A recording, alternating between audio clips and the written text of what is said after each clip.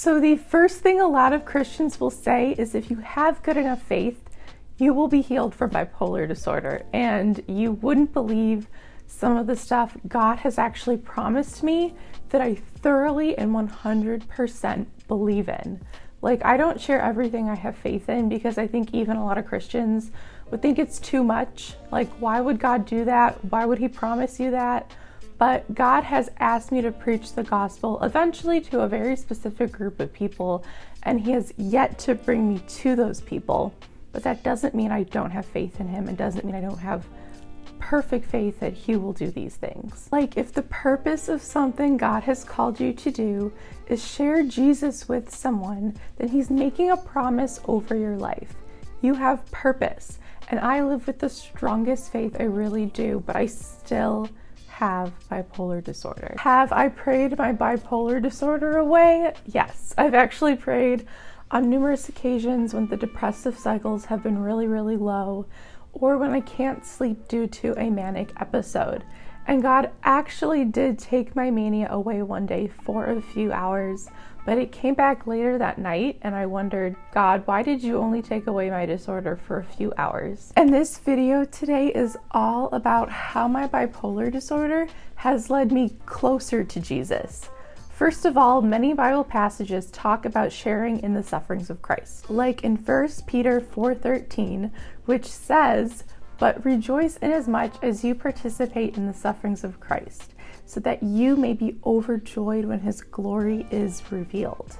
And other verses talk about the endurance actually being required for God's promises to happen. In Hebrews 10:16, it says, "You need to persevere so that when you have done the will of God, you will receive what has been promised." Doing the will of God requires perseverance. And if we're persevering through something, we're probably going through hardship. My bipolar disorder has been both a source of perseverance and sharing in the sufferings of Christ. God had used it for good time and time again, and the more things I endure because of it, the closer I get to Jesus. And the first suffering of Christ that I remember going through is feeling like God had abandoned me. It was during a time where I wasn't sleeping due to bipolar mania, and I didn't know my bipolar disorder was the cause of it. And I was so exhausted and sick from not sleeping for months on end. And I caught myself saying to God what Jesus had said to his Father on the cross. My God, why have you forsaken me?" And I realized Jesus felt abandoned by his Father just like I was feeling too. And it humbled me so much. Here I was believing in Jesus, and I learned how humble he is, that he literally suffered on the cross for me.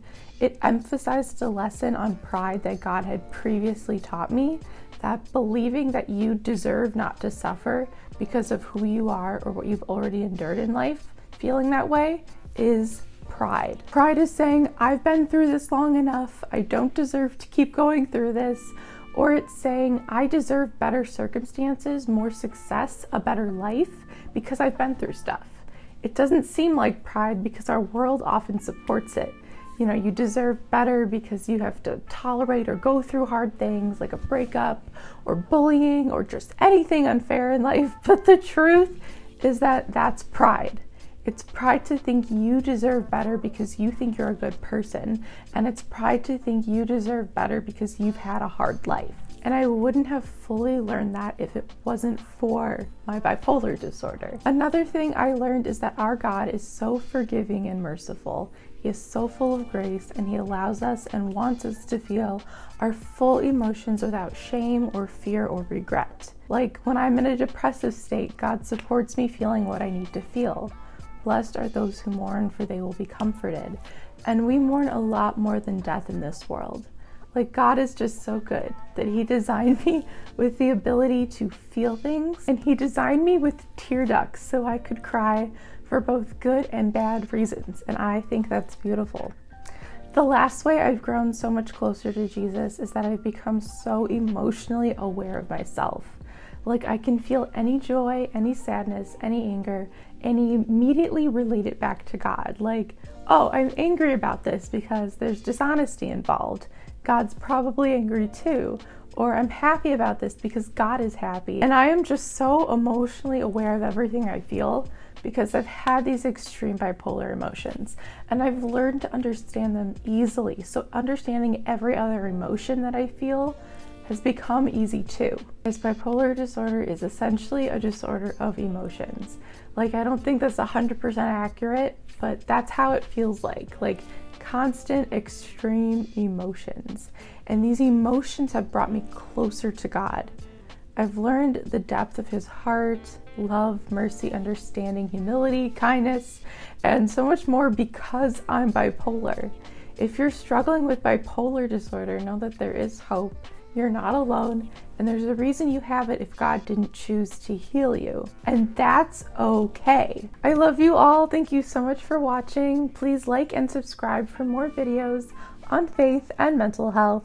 This is my last video for the Mental Health Awareness Month of 2024, and I hope you enjoyed.